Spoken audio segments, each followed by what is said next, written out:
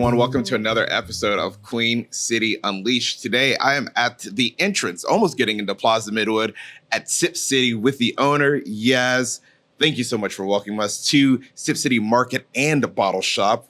Welcome to the podcast. Thank you. Absolutely. I'm super excited to be on your podcast, dude. I'm looking forward to it. It's an absolute honor, man. We're going to have a good time.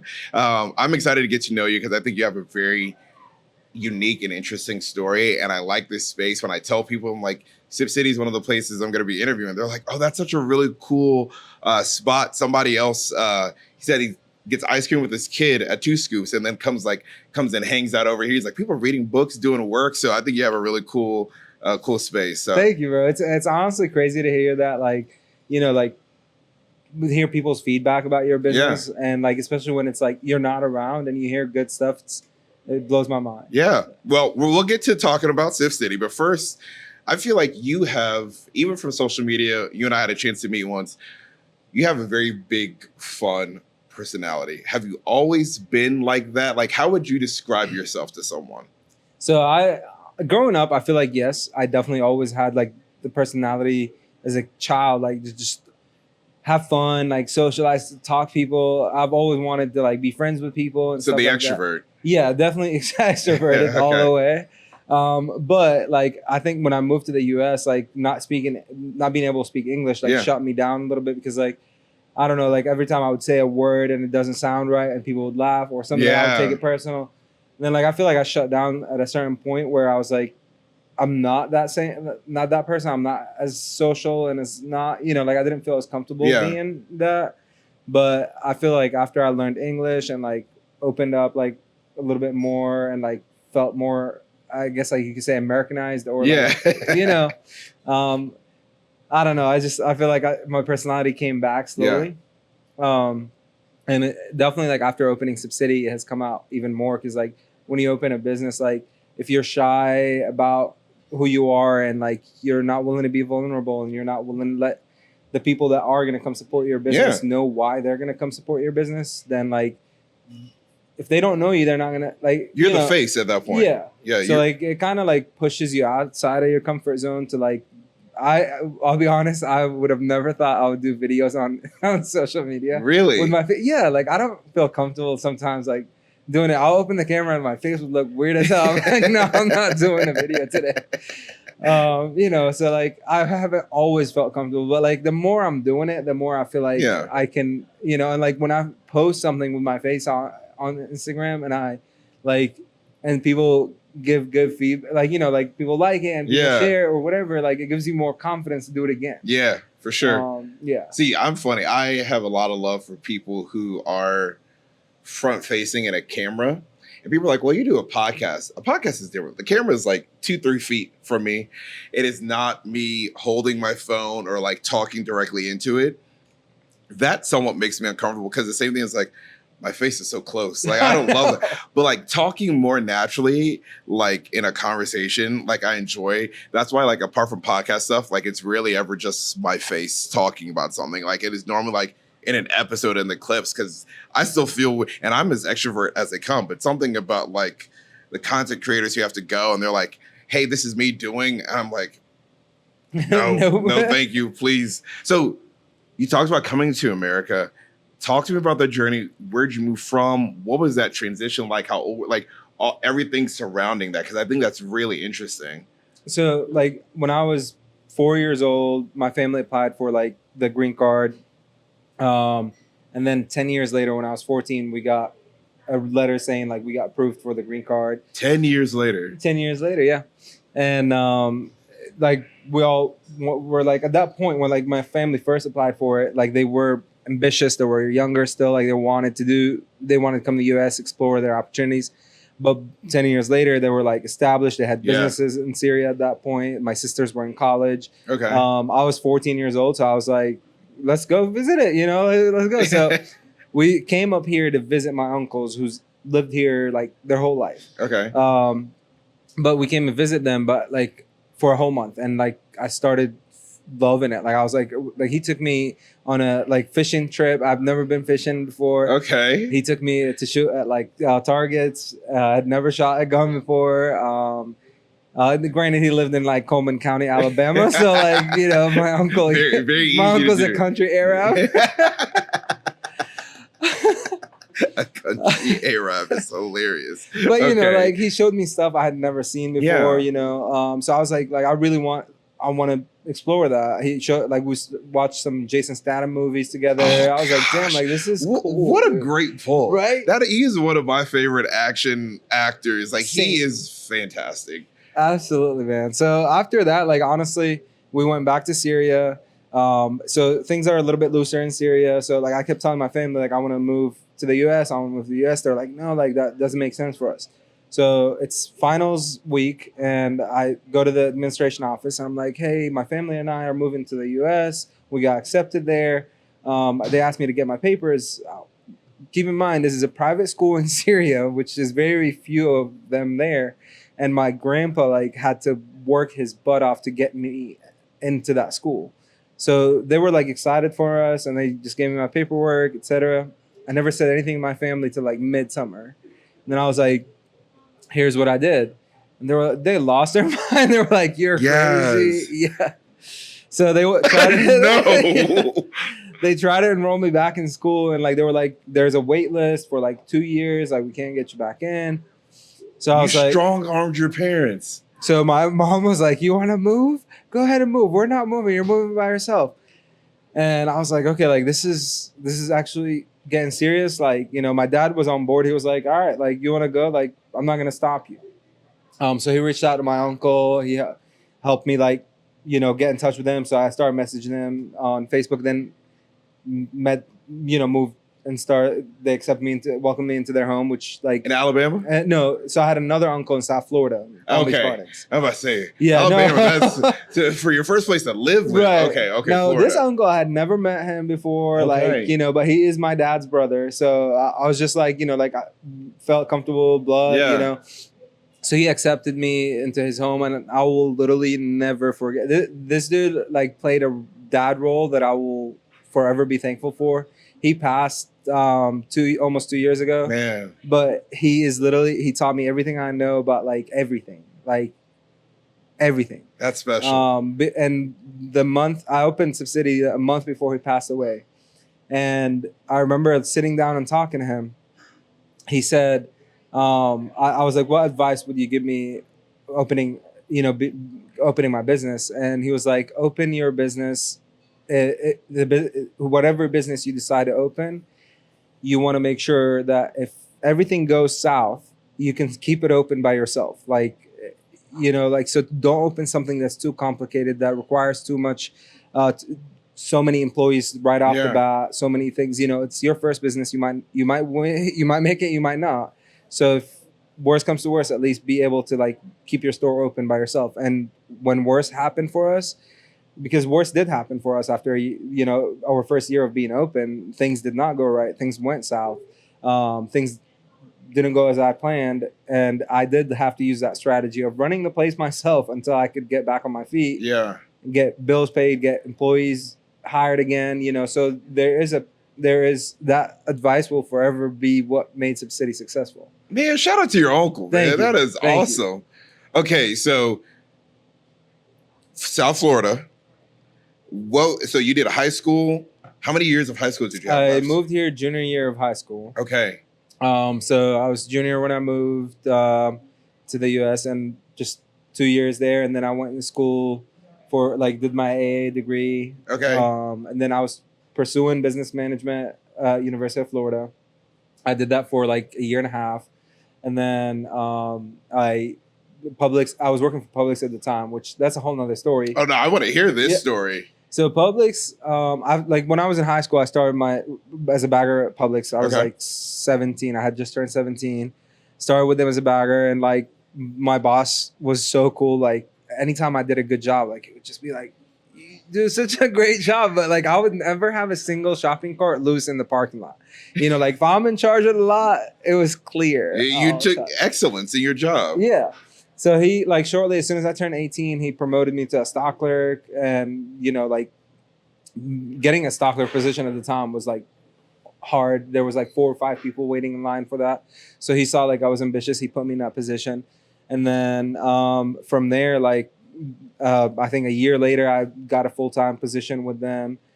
A year after that, they asked me to move. I was moving to Gainesville, actually. I moved to Gainesville, Florida for University of Florida. Okay. And I went into the role there as a stock clerk and whatnot. And the manager at the time that was there, he decided like he wanted to start his own lawn care company. And this is a college store. Nobody wanted to be a manager there. Nobody wanted to take any responsibility.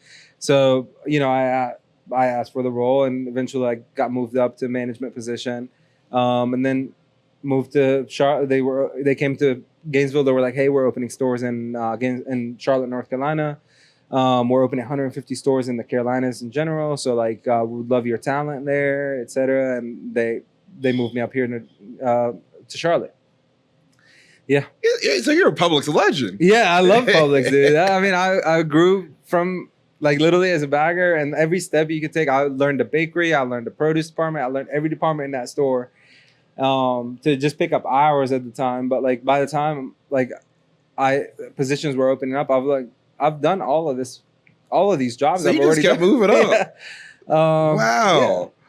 So that's how you ended up in Charlotte. Yeah. That is so neat. Yeah. Man, what a journey from, I think you said Syria, right? Yeah. Syria to South Florida to Charlotte. Man, that's a lot of hard work too. Like what are some of those things you remember living with your uncle? Because that's a transition. Leaving your family. My parents did this. I did not. They left their family in Nigeria and started just the two of them. What is some of those things you remember early on that were like, did you want to go back at any time? Oh yeah, my first year I would call my mom crying, bro. Crying. I'm like, I don't like it here. Like I want to move back and everything. And she's like, no, you already made the freaking move. You're gonna have to stick through it. Even though she was against me moving at first, but she's like, now, like you've already moved, you're already there, like you better make it work. And I did, like I toughed it out after the first year. Like I feel like after I started being able to speak a little bit of English, I was like getting more comfortable. I just hated it because like I went from, I knew everybody on my street, I knew everybody in my school, I knew everybody, I grew up in that town in Syria, knew everyone there. It's a small town, like you just know everyone. So moving somewhere where like being a stranger everywhere you go. Like everybody looks at you different, or like honestly, I look back at it and nobody necessarily looked at me different back then. It's how I, like my insecurities, like not being able to speak to people or like feeling different or awkward, like would make me be more awkward to where people wouldn't even want to talk to you at the time, Man, that's awesome. Like, well, I said, you have a very big personality. So I'm glad that you were able to figure it out. So here in Charlotte, when did you move to Charlotte? 2015. Okay, so you're coming up on 10 years. Yeah. Wow. Actually, 10 years in March. Hit. Wow. March 16th of 2015, yeah. Wow, so 10 years. What are some things that you enjoy doing in Charlotte? Do you have hobbies that you enjoy outside of your business, outside of work? What are some things you like to do for fun? Do you have hobbies, or what kind of keeps you going outside of this? Absolutely. So, like, first of all, anything social. Okay. Like makes sense. Any of my friends invite me to a social thing, or like, something new, something different, or every now and then I'll agree to a trivia night. I'm not like I'm those are everywhere. I'm terrible at trivia. I am too. I'm like, I don't want to go to trivia, but like I'll go to social things that don't necessarily that I would enjoy, But other than that, like I do enjoy ping pong. That's like one of my favorite things to do. Okay. Recently picked up chess, dude. Like chess has been amazing. I love hanging out with my wife. We do a lot of fun stuff together, like taking a walk, in the neighborhood, just, seeing family. As far as like hobbies, I don't have necessarily like any. I used to play soccer growing up, but I made a plan when I was like 22 or 23. I don't know if it was like fully thought through, but I think it's going in that direction. So when I was 22 or 23, I remember Harris Teeter was offering me a big position. And at the time I was like, it was a salary position. I was like, if I take this position, I am going to be locked in 70 hours a week working, all of this. So like my actual like goal, or like you could say dream more like, or whatever you want to call it, is to become a comedian. But I don't know. I mean, I've tried comedy like the past couple of months, and I'm like, I'm bombing every now and then. Like, I don't know. I want to do this. Comedy is not for me. I'll tell you. I'm a funny guy with my friends, but yes, I feel like I could do it if I wrote jokes down, but without practicing some jokes, like when I go up there, I'm like, and I look at people's faces, and it's like a crowd. I'm like, I forget everything I'm talking about. So like, that's my only thing. But I feel like with practice, it will happen. okay. So when I was at that point, I was like, okay, I take classes for comedy and like, and again, I'm 22, 23. I'm like, let me figure this out. If I do classes for comedy and pursue comedy as a career, every person I've talked to is like, you're not gonna make money anytime soon in comedy. Nope. So, or do I take this salary position and like pursue retail, management as my career? Yeah. So I took the retail management, but I promised myself that I will come back to the comedy thing. So now I was like, okay, like what is my goal with retail? Like, where do I want to go? What are my goals in life? I was like, by the age of 40, I wanted to either be a CEO for a Fortune 500 company, or own a successful business that's operating and doing its own thing, or be retired, like completely retired from real estate. Okay. At that point, I had real estate in my mind. I was like, I'm going to pursue real estate. Like there was 3 routes I was going to go into. You gave yourself options. I can respect that. So I feel like the route I'm going in is owning a successful business. Hey, you're on your way. So if that happens, it's probably easier than the CEO of a Fortune 500 way by 40. Easier, man. Actually, no, because I reached good levels with Target. Like I worked for Target as well. Okay. I was an executive for them for 2 years. Okay.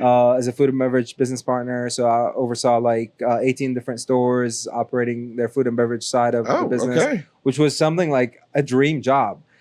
But that's what actually made me open Sip City. Saw, for me, it wasn't like I thought I enjoyed retail because I was good at what I did. But I eventually found out I enjoyed retail after I took on a role that was more like visiting stores and not actually operating a store at a time. I realized like what I actually enjoyed about my job then is like getting to know the people I worked with. You get to see those people every day. You go into work, getting to know the regulars that come in. Yeah. Like when you see, oh, what's up, Joe? What's up? Stacy. Like when the people come in, like you just knowing their name, the rapport that you build with them. I realized that's what I like, because then when I would go to those stores and I would do visits, like you only have an hour and a half to like do an audit. You're not asking about their family. You don't know what's going on. There's 200 plus employees in each store. You're not going to get to know them all. Yeah. So like I just realized I didn't enjoy that. So I was like, if I can, granted, like I did phenomenal for them. Like they exceeded their forecast by millions of dollars in my territories.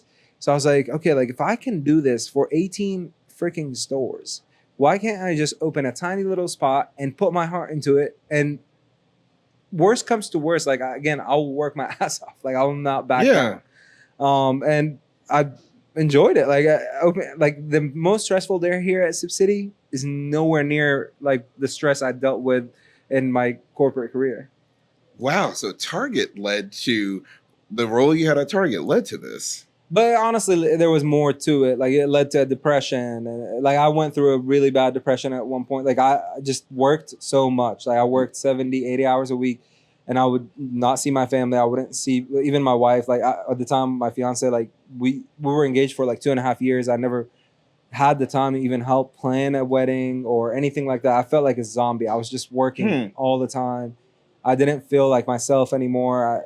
Literally, my personality was not a peppy, happy person. I would just go miserable like each day. And it clicked in for me Thanksgiving of 2022. My family, I hadn't had a day off in like 28 days. And my family every year used to come like to my house from New Orleans, Florida, and Baltimore, and like we'll all gather. And I remember like everybody came over that day, and I had zero interest in talking to any of my family members. All I wanted to do was lay in bed and do nothing. And when I did come downstairs and saw everyone like that, everyone's like, "What's wrong with you? Are you okay? You look sick. You look that. You look etc." And I was like, "No, I'm fine." And then the next day is Black Friday, where we go and to stores to do store visits and whatnot. And like, I was like, I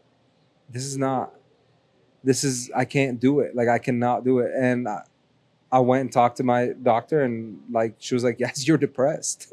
That's what's going on with you. Like, you're going through a really bad depression. So that's when I took time to like get back into my skin, get back into who I am, get back into what is life about? Like, where do I see myself going in life?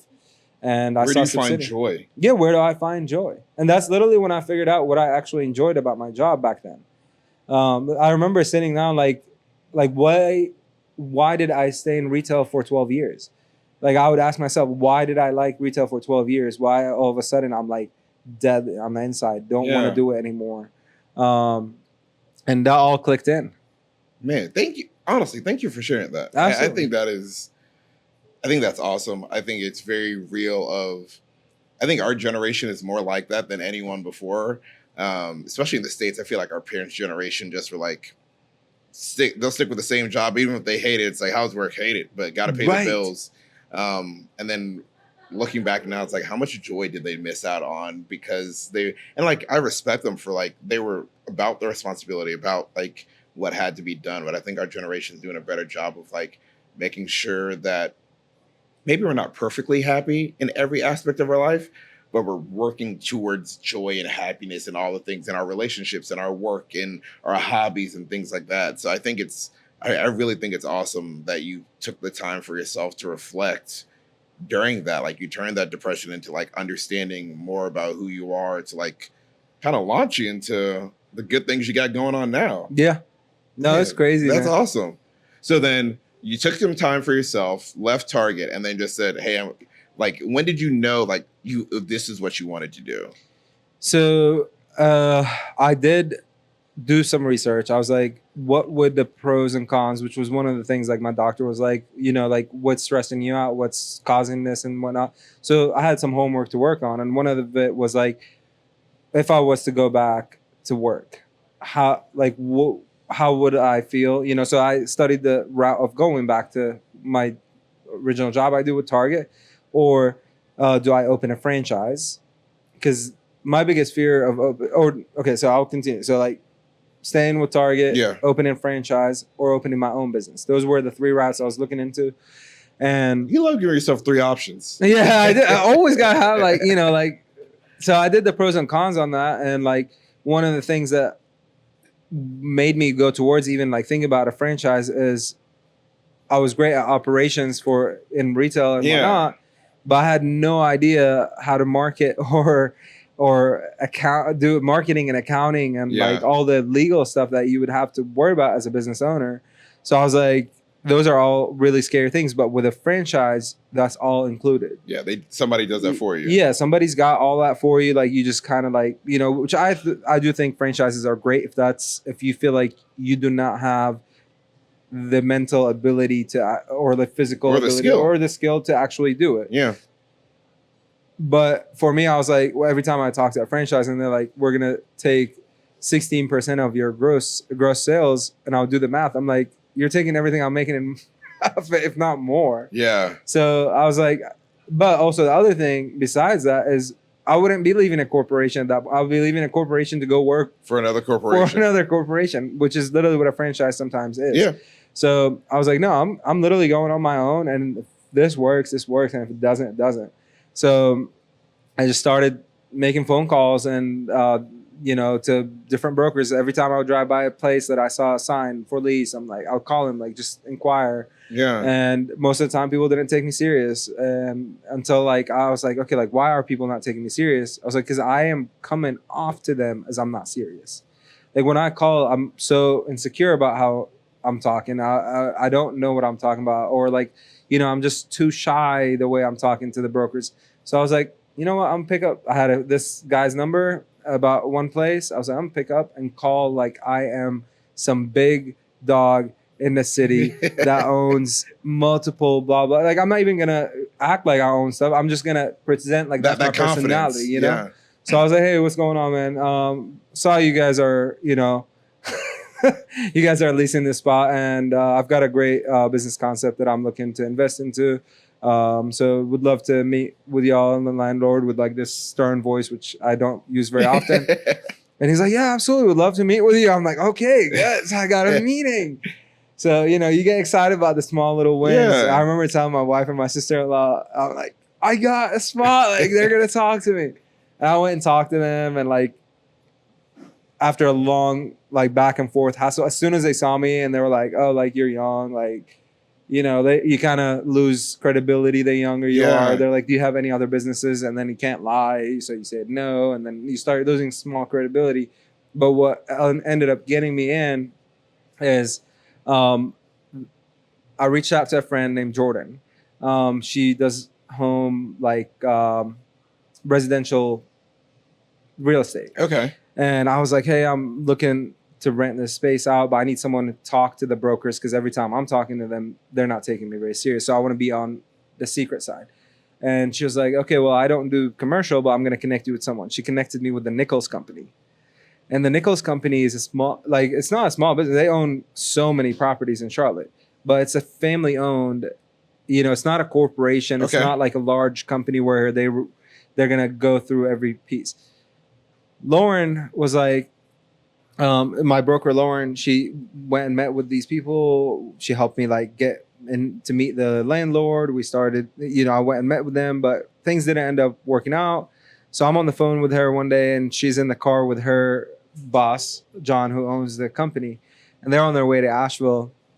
And she's like, so how did the meeting today go with Ed, which was the landlord? And I was like, well, he said like you just don't have enough experience. He was looking for something like that's more established, something like someone that owns a few businesses already. Like he doesn't want to take a chance on a first time business owner. And I was like, okay, like so I told her like all that, and like you could hear the frustration in my voice and like I cracking like I'm gonna cry. And I hear John in the background. He's like, what is he trying to open? And then I tell him my idea and he's like, man, I got a spot for you. Just come see me tomorrow. And I literally came and saw him here. No way. Yeah. I came by him here and like the space was beautiful, already set up. I mean, it was like, dirty and like whatever, but like it was a space. It was a building. And he's like, yeah, nobody's taken this place for like 7 years. It's been vacant because it has no parking. And I was like, okay, we'll figure out the parking. Let me just take the space and we'll figure out parking later, man. So I signed the lease here and like, pushed through and opened the place by May. I signed the lease in March and opened by May, which was... You were moving. Yeah. Moving. You said, I'm not paying for a space I'm not using. Yeah, exactly. He said, you got 6 months for free. I was like, no, I got it. Oh, wow. Yeah. So explain to people, what is Sip City Market and Bottle Shop? How would you describe it to somebody? Honestly, it's a community spot. Like that's the main picture behind it. It's a community spot. We do have every style of beverage you could imagine, from non-alcoholic drinks to kombuchas, beers, wines, sakes, THC drinks. We sell Sip City, so like anything you sip on, we got great lattes. We got fresh handcrafted made lattes every day. So we do have a lot of like fun stuff to sip on, and we take pride in like sourcing some of the best throughout the nation. That was one of my favorite things to do, is like try different beers, try different wines. You'll always see me with something I'm sipping on. Mm-hmm. And it's generally something different all the time. Like I don't like to drink beer all the time. I don't like to drink wine all the time. I like to try all kinds of different stuff. So that's one of the things about Sip City that we do very well, is our beverage selection. And then the other thing about us is our event space. That I think was a game changer for the community, because like we're offering the community an event space where they can have their birthday or their anniversary or their engagement, whatever your celebration is. If you're someone like that wants to celebrate with us, we offer our event space for free for you to be able to celebrate those moments. Because one of the things I remember, like when I wanted to do my engagement party or my after wedding party with my family, because my wife and I eloped, so we were going to do a party. Every venue is like $1,000 here and $1,000. I'm like, just to celebrate. Like, what about if we buy drinks from y'all? Yeah. So I was like, I want to provide something that's right now lacking in the community. Yeah. And that is an event space where people can enjoy their time without having to feel like they got to break their bank to celebrate a special moment with their friends or their family, or even if you're doing a family reunion, you know, like why do you need to break the bank to do that? And let me just say, we are very excited to be announcing that Queen City Unleashed is presenting Four Corners Comedy here in this event space Friday, May 9th. Jordan Century from episode 7, the stand-up comic here in Charlotte. He's got a great lineup of comedians. They're going to be getting drinks from Yaz on the other side of the building. We've got a stage here. We'll have 4 comics from around North Carolina coming here to make you laugh. So please make sure you go ahead and grab your tickets. Link will be in the bio on the website. But we're excited because Yaz has opened up a space for people like us to be able to do things like that and not have to break the bank. So we're excited to see you. But thank you, Yaz, for doing something like that, because that's something that stood out to me, and I made sure I've been telling so many people.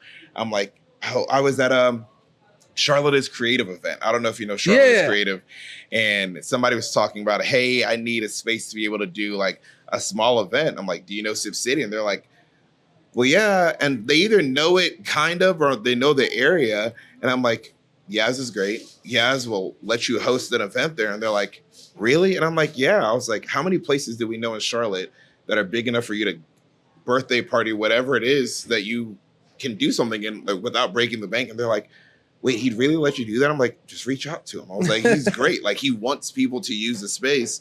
And so I really appreciate that and think that that's definitely a need in the community for you. So for you to see that, but to also take that on as a new business owner, I think speaks a lot of volumes to who you are. And also the fact that you're paying attention to what's going around in the city. Thank you, dude. That is something, like, for me, like, at the end of the day, I want to see, like, okay, my birthday, we had my birthday party here on last Friday. Okay. Happy belated. Thank you. I can't even tell you, like, it was crazy, man. It was every person, not every person, obviously, but like so many people that I've met throughout the 2 years we've been open here came to my birthday party, and like, I could not stop smiling like that. And so every time that door opened and I would see someone's face, that I'm like, I've got a different story with every person. Yeah, that is special. Dude, that was amazing. That is so special. Yeah. That the people also showed up for you. Like that means you're really touching people's lives. And that goes back to the part that you leaving Target and feeling depressed. Like, you're getting to connect. Like, you're building your own, you said it's a community place. You're building your own community with all these different people who appreciate you and want to come back and celebrate you. Like, that is, I feel like that's really, really cool. Like, that's good on you. Yeah, no, that was literally the best birthday I think 100% ever had. Like, I don't think I've ever felt so loved, so cared for. And like, recently we found out, my wife and I found out that we are expecting. Oh my God, congrats. Thank you. Whoa. Yeah, congrats. Thank you. So like, to see that, like, I remember, like, I don't know, I felt like, you know, you get worried when you first find out, like, oh, like, are we going to be able to afford, or are we going to be able to do that? Like, do we have enough time to take care of a baby? But being here, I was like, wow, like, this baby's going to have so many people that care for him or her, or, you know, like, this baby's going to be loved. And like, I would be stupid to even be worried about bringing someone to this world. Man, that is awesome. Yeah. And then also the way you run your shop, you can just bring baby right here. Literally, that's what I'm saying. Hang out with you while you're working. Like, I told my wife he's gonna be the mascot. She's gonna be the mascot. You know, people stop coming in just to get drinks. They'll come in to see the baby and then buy a drink. But I mean, dude, I think that's really special. That is really, really awesome for you and what you're building. Like, the community needs it, and I'm glad that somebody stepped up to do something like this. I heard something early on. It's like, sometimes these ideas, like, you're sometimes not the first person to have the idea, but the first person to follow through and actually do it. That's true. And I think that creating a community space that doesn't get too big, and there are others, kind of like, we have some other kind of markets like this around, but to have an event space, like, that is a game changer. Live music, stand-up comedy, birthday parties, wedding celebrations, anything can happen here, which is different than a lot of other places. I think that's really dope. Thank you. Like, when we first opened here, we had retail all back here. Yeah. All in the back. It used to be like general merchandise, gifts, options, you know, things of that nature. Because that was my original, like, business idea because I came from the retail world. I was like, oh, like gifts and beer and wine, like who wouldn't want to do that? Yeah. So eventually, like I start, but after we opened, I was like, okay, like in order for us to be operating properly and get our name out there and get people to come in and hang out, we need to do some kinds of events like trivia or like bingo or things of that nature. So we started scheduling all that. Live music every Friday, bingo every Thursday, this every Wednesday. Every week we've got these events going on, and I can't even explain how much of a headache that is, like to promote an event that's happening at every other business too. Yeah. You're like, oh, we have trivia on Tuesdays. Well, yeah, there's 20 other trivias happening on Tuesdays in the same neighborhood. Yeah. Like nothing special about that. Bingo, nothing so I kept pushing and trying, and you're spending money on every event you're doing. You're like, this is crazy. So eventually and then the other side of that is like we used to have our events in the front, because you want to show the place busy. So if it's busy, people will come in when it's busy. But so we'd have it in the front, and then I started seeing like, okay, like we'll do comedy in the front, and then like someone will open the door to come in, grab a 6-pack of beer, or a bottle of wine, and there's a comedian like standing by the door, and it's like awkward. They're like, oh, so I was like, this has got to change. Like, so I stopped doing all events. I was like, I'm done, no events. Pause on that. Like we're gonna bring events back, but pause on that. Like I saw my regulars like being annoyed coming in to, they felt awkward coming in. So I was like, okay, I got to figure out how I can make it to where like I can still have events, but also be able to allow people to shop and not feel awkward about shopping. So that's when the event space idea came to mind back here. And we turned the I was like, this space back here was making me $0 in sales every day. Like every now and then someone will come in and buy a gift. But like on average, that was not doing anything for my business. So I was like, per square foot, how can I make the square footage that's back here make money for the business for it to actually be successful?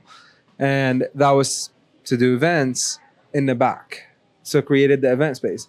Then I was like, that doesn't take away from the headache that I used to go through with having to schedule this live music and having to schedule this bingo and all this stuff. And that's when I was like, why don't I just open it to the creative people out there in the world? Everybody would always come in and be like, oh, like you should do this kind of event. It'll be fun. Like, why don't you do it? Here's the space. Come do it yourself. Like you got a great idea. On the headache. Let them take it on.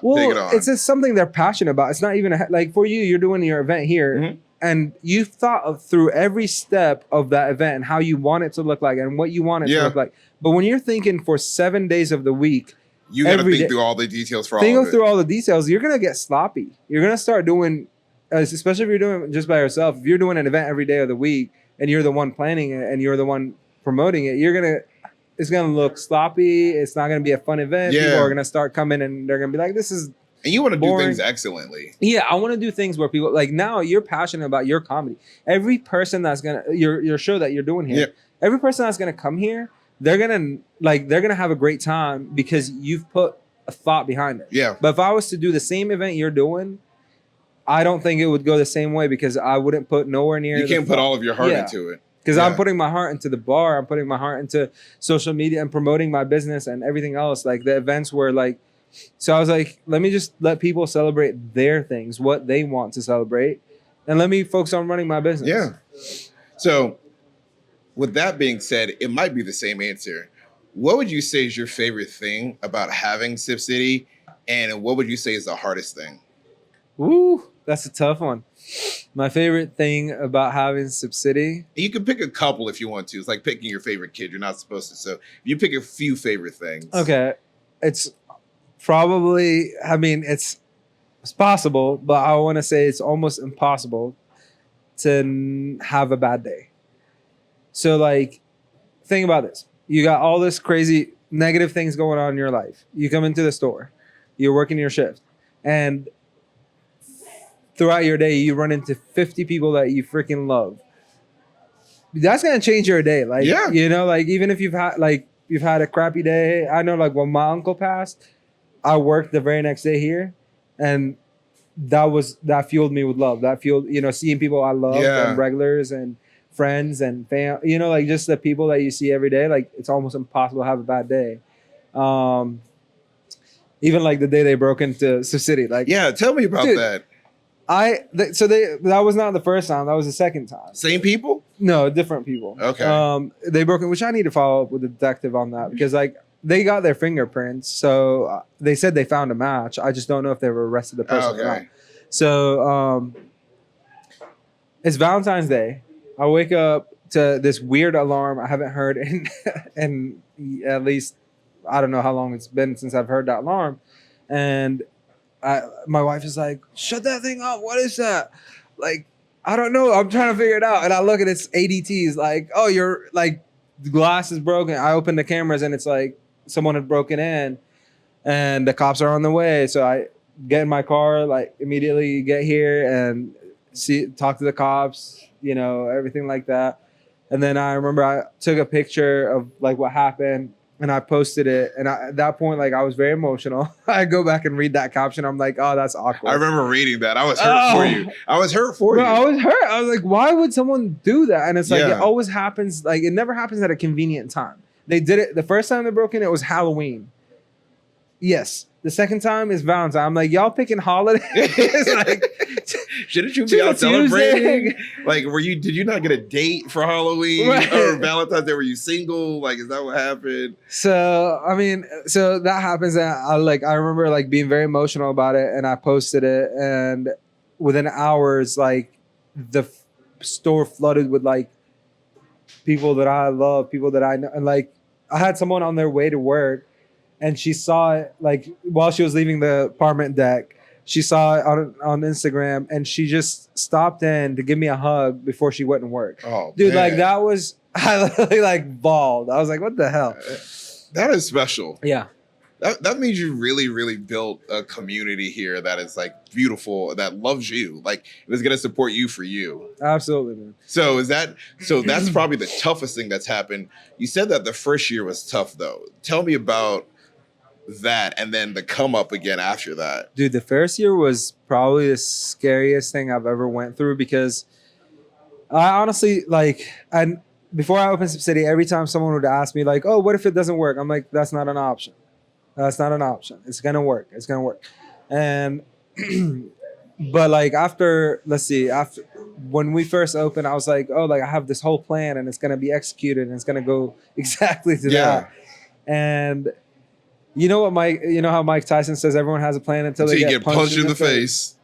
I sure as hell got punched in the face, dude. Like I was like, none of my marketing is working.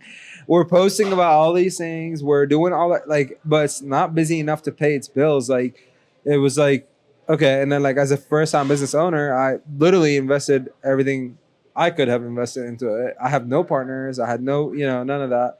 So I was like, okay. And then your bills start building up and your sales are not enough to pay your bills. And you start questioning like, what the hell am I doing? Like, is this going to work? And then I remember like one of the toughest things is like, if you don't know your accounting portion of it and whatever marketing you're doing is not going to work. So I thought it was like whoever marketing person I had. So I hired a new firm. The new firm, established, they've got several businesses they operate, etc. And I'm still not seeing good results. I'm like, what? Maybe people just don't like Subsidy. Like maybe the concept is not right. Whatever we have here is not right. So that's when I started digging into like, what are we doing wrong? Like the retail here, get rid of that. Like people thought of us as a gift shop. We're trying to promote ourselves as a bar, but they come in and we look like a gift shop.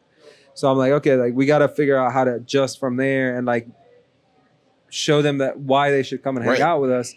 And then I was spending so much on marketing and getting nothing really in return. So I was like, okay, let me cut that out, pause on that for a little bit. And like, let me figure out, because the marketing firm like is like, oh, what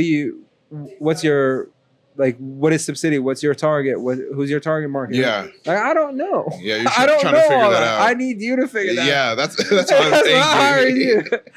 But like, I felt like the blind was leading the blind and I couldn't lead them in the right direction. Yeah. Like I couldn't lead them in the direction I needed them to go in to make Subsidy successful. So it was almost like they were wasting their time and I'm wasting my money. So I was like, okay, I'm pause on that and let me figure out Subsidy's identity. Let me figure out who we are, what do we stand for, what do people like about us. And I printed this piece of paper, like asked my regulars, like, what do you like about Subsidy? What's your favorite thing here? What do you dislike? And then start working from there and eliminating things that didn't matter and adding things that mattered and expanding on that. And then Dude, you're a culture builder. Like that is like building effective culture like 101 is like stripping everything away, figuring out what your identity is, and then building back from there. Yeah. I just stopped the bleeding in January of 2023. No, January of 2024. I stopped the bleeding. So that was my goal. I was like, what's my New Year's resolution? Is to stop the bleeding. So I remember in the end of December, I think I owed people like open invoices and stuff like that, probably over like 30,000. And I'm like, shit, I gotta pay this stuff. So where's the bleeding? I closed my food truck. I was like, the food truck was costing us $8,000 more each month over what it was making in sales. Like just cost. Like that's so anything we were making in sales or profits in Subsidy was going to keep the food truck open. So I was like, okay, I stopped that. That saves me $8,000 a month. If I stop the retail and just mark it all down, sell whatever I can sell, and I did that, sold whatever I could sell out of that, and paid whatever things I was behind on, and then created the event space, started hosting events. People started liking what they're seeing, they're rebooking, and then like they're recommending it to people. And then like I looked back at September of last year and we maybe had like 5 events booked that entire month. October was like 15 events booked. November, 20 events. Now like every month is almost packed back to back to back to back. And I love it. I love seeing it like that. Like and each person who's coming in here is gonna want a beverage, so they're gonna come across, buy a drink, a coffee, wine, whatever. Man, I'm happy for you. Thank you. I'm happy for you. I feel like you took your shot on the chin and got back up off the canvas and figured it out. And I didn't even tell you the bigger part to that. So I remember I was telling you, like, I stopped the bleeding in January. February we're starting to see things catching up. Like we went from maybe owing 30 people 30 grand to like owing 15,000. Yeah. Then I picked up my old job with Harris Teeter in March. And I was like, at the time I was like, honestly, what if I did take that job on for another 2 years and hired someone, which I had someone I didn't have to hire, but I had the person from the food truck. I was like, if I let them run the bar and I took my old job with Harris Teeter, so I can because I could make more at Harris Teeter than what I'm making at the bar right now, or than what I would be paying someone to run the bar. So I took my old job back with Harris Teeter, and depression started coming back, badly. I remember I went with my wife. I took a lunch break while I was at Harris Teeter. I called my wife. I was like, meet me at Giddy Goat. And we went to Giddy Goat, ordered some empanadas and a coffee, and we sat down. I was like, I'm leaving Harris Teeter. I cannot, because I did the Harris Teeter thing because I was worried about, I was so behind on my personal bills. Like, my wife was having to pay all the bills.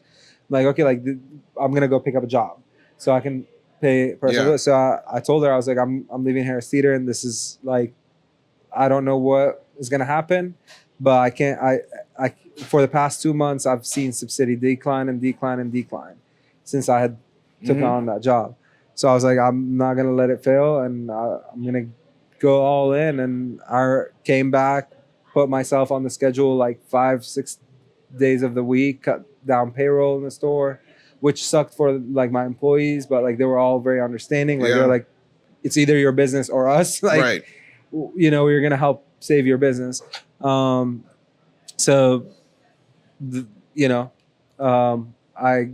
worked my butt off, got it back on its feet, and got everything we were behind on paid. Every single person that we had late payments to was paid, and we just went back on track, dude. And like now, I don't work at Harris Theater. Like I look back, we're in March now, a year later. Yeah.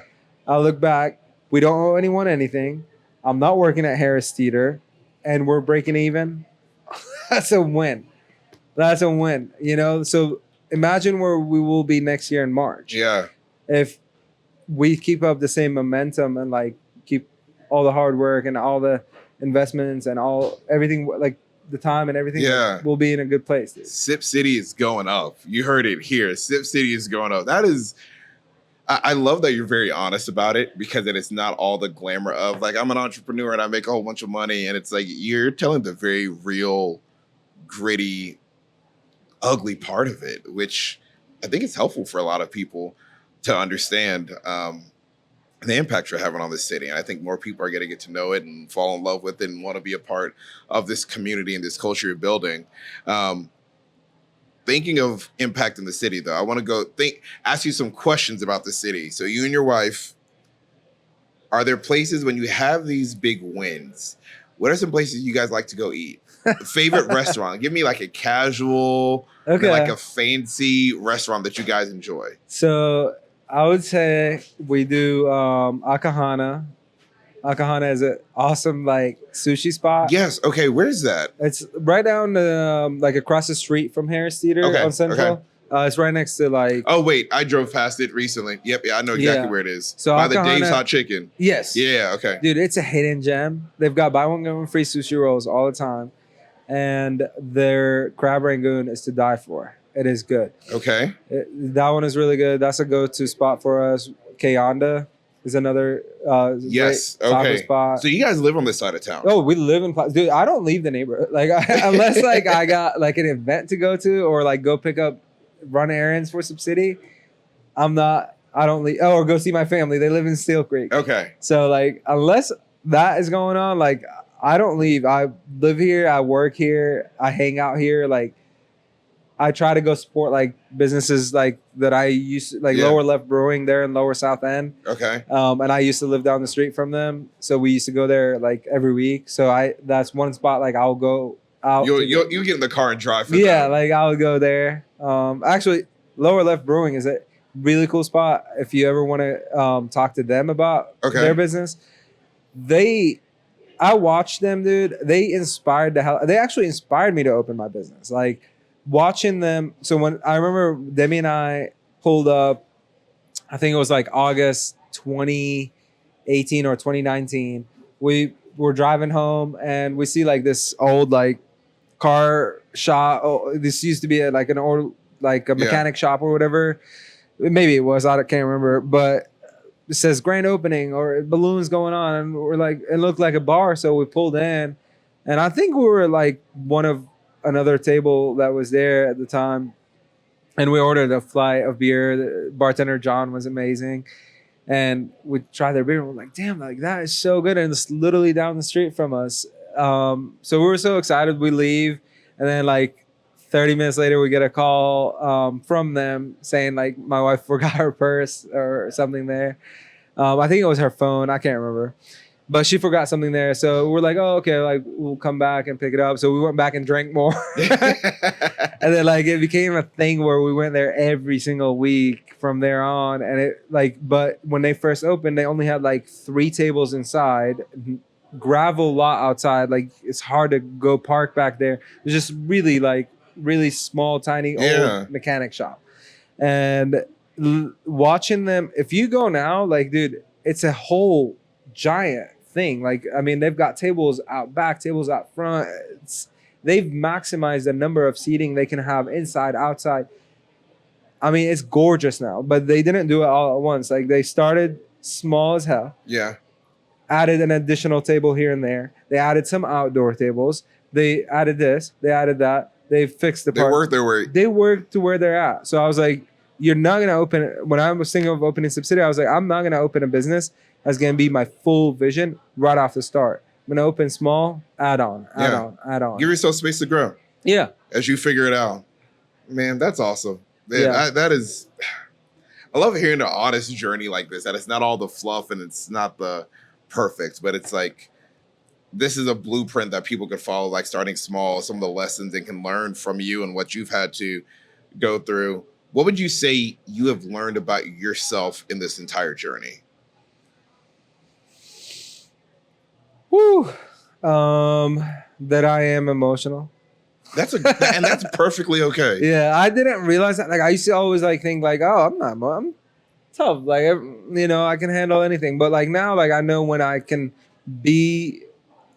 feel what I'm feeling and still be like okay with that. Like I don't have to hide that, or I don't have to like, even though I'll cringe every now and then, I'll look back at something where I was emotional. And I'm like, that's the best. That's humbling. Yeah, we let that out to come back and humble us down the road when we're like, ooh. I have some of those with my wife. We've been together since we were in college, and sometimes like you're searching for something in like your phone, like old text messages that had the phrase. Occasionally, I'll see some from like an emotional text I sent her in college, and I'm just like, ooh, right. Like, why would you say that? But like, it's there to keep us humble. So I'll tell you, there's truly nothing wrong with being emotional. We have these feelings. And I think there's this idea that guys got to be tough and can't show it. But I think the best kind of guys are the ones that actually allow themselves to understand what the feeling is, address it, and then move forward from there. So I think humans are created to have emotions. It's us that somehow said like, oh, hide your emotions. Like, no. We have them for a reason. And when you suppress them, bad things happen. So letting them out, I think, is awesome. And I honestly think that has played a huge role because we were talking about like generational things earlier. So like, I've noticed that like in our generation, people are more willing to be vulnerable and more willing to be open and honest about like what they're going through and their emotions and whatnot. But the older generation didn't necessarily do that as well. So if we look back, and maybe I'm crazy, maybe I don't have statistics I'm looking at, but like I feel like people were angrier back in the day, Like, I agree with that. I feel like everyone was on edge at all times. Like you talk to someone, they're like, oh, ready to snap for no reason because they're all hiding sadness. They're all hiding. You're not allowed to be this. So much of it was surface level. Yeah, like it was hard. Like I think I wish people had more deep conversations then, or like did some healing for themselves and like took the time like you did. But I think our generation's doing a better job of that. I think that's going to be a great thing for everyone, like having more honest conversations. And that's what I love about podcasts is like versus like being in front of just a camera. Like when I'm in front of a camera, I feel like I'm talking to an audience of people. But when I'm talking to you, dude, I'm talking to you. Like I'm zoned in with you. We're just hanging out. Yeah. Man, thank you. Thank you so much. What is coming up next for Sip City? This is my last question. We get out of here. What's coming up next? Definitely our little sipster, our little baby that's coming. Yeah. A little sipster. Yeah, little sipster. So you could be tuned for that. We are definitely like considering future parts for Sip City, but I'm being very strategic with it because if I was to open a second Sip City, I want to have someone that would want to be my partner in it and the face of it. And be just as excited about it as because you are. I will not like this is my place, this is my baby. This is where I want to like work every day. This is where I'm more than happy to help someone open a franchise or do whatever, a second Sip City or do whatever their idea is. I'm happy to be a partner in another idea or another venture. But I'm very happy with what I do here. Like I love running the bar here. Some people like will come in and ask me like, why don't you have a bartender here? I'm like, because I want to be the bartender. Yeah. Like, what do you mean? Like, I do have bartenders, but like they don't work every hour of the day. Like sometimes I'm running the bar, and I like running the bar. I like serving people their drinks. I don't know. It's part of my experience too. Like I work 2 to 6 Monday through Friday running the bar. And then like after that, we have bartenders running the bar, but I will still be here, like just not necessarily running the bar. Hanging out. Yeah, hanging out, seeing people. You get to do what you love for your job. Like, I feel like a lot of people wish they could do that. So. I hope people do take the opportunity to do that. Like if you imagine going your whole life and not attempting to do what you want to do, because like what you're comfortable with your paycheck, like that's great. I was very comfortable with my paycheck from Target. Demi and I would go like Fahrenheit and go to all these freaking nice restaurants. Yeah, because I worked 70 hours. I had to make sure she got some good dinner, you know? So like now I'm like, yeah, we don't go out to all these fancy places, but like you're happy. I'm happy. That means she's probably happy. Yeah, like she's happier. Man, I love this. I'm so glad we're going to be doing our event here. I'm getting to support you, and trust me, I'm telling everybody about Sip City. So, thank you, man. Thank you for sitting down with me, being open and honest about everything, your story, your journey. I appreciate you. Guys, come check out Sip City. If you've heard this and not sold, I don't know what else to tell you, but Yaz is doing the right thing. He's built a community here. There's literally people in here playing checkers right now, hanging out. And so this is a place for you, your friends, your family, whatever. Come hang out, support Yaz. And we hope to see you at our comedy show as well. But for now, Queen City out. Thank you. Cheers, y'all.